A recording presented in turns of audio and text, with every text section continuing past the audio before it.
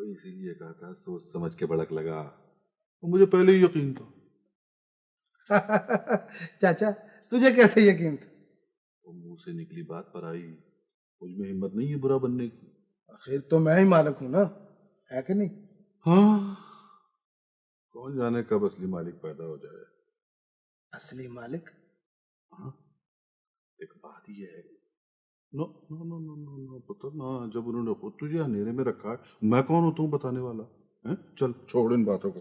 ये ले खर्चा तो मुझसे ले ले। ये ले। नहीं जाने दे चाचा।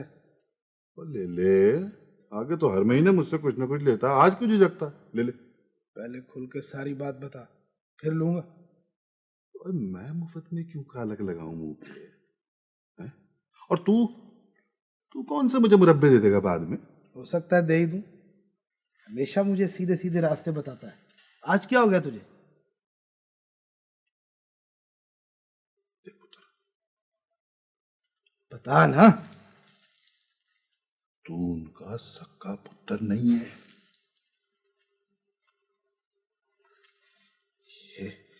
ये बात ना कर, दिल नहीं मानता मेरा।